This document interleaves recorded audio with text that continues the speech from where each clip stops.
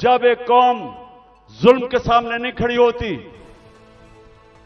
मेरे पाकिस्तानियों, वो गुलाम बन जाते हैं और गुलामों की कोई हैसियत नहीं दुनिया में।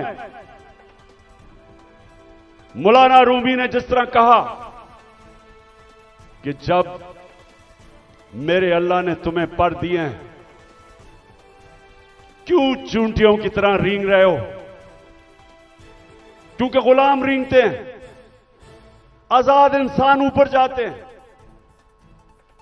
इलामा इकबाल, शायद ही मुसलमान दुनिया में इस तरह का ज़हन आया हो।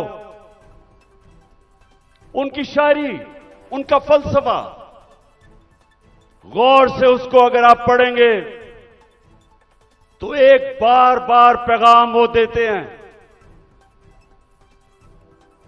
हिंदुस्तान के गुलामी के अंदर पिसे हुए मुसलमानों को जगा रहे थे।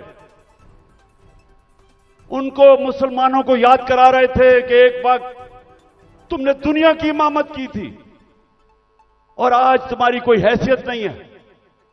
जगा रहे थे उनको।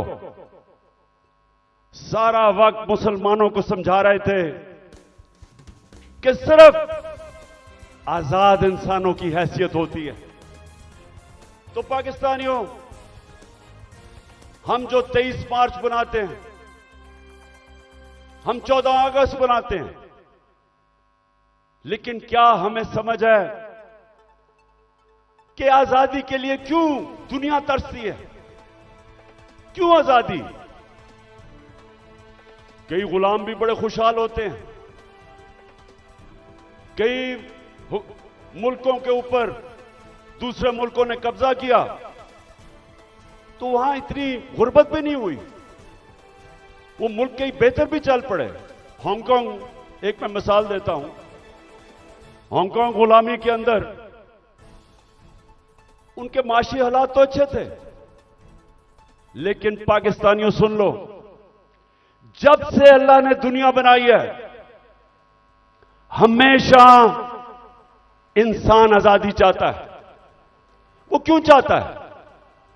क्योंकि सिर्फ आजाद इंसानों की परवाज है। कभी आज तक सुना है कि किसी गुलाम इंसान ने, गुलाम ज़हनियत के इंसान ने, या किसी मुल्क जो गुलाम हो, कभी सुना है कि उसने कोई बड़ा काम किया हो? कभी सुना है कि दुनिया में उनकी कोई हैसियत हो?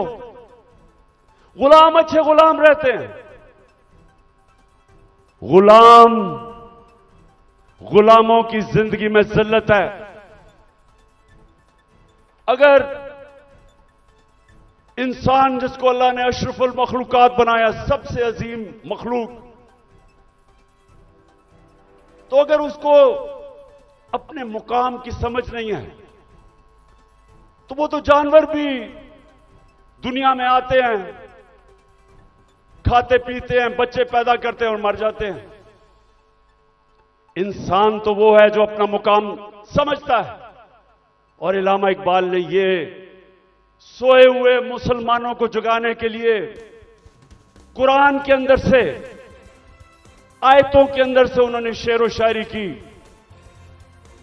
बताया मुसलमानों को कि तुम्हारा मुकाम है कि तुम एक अजीम कौम थे, क्यों ऊपर गए और आज क्यों नीचे हो?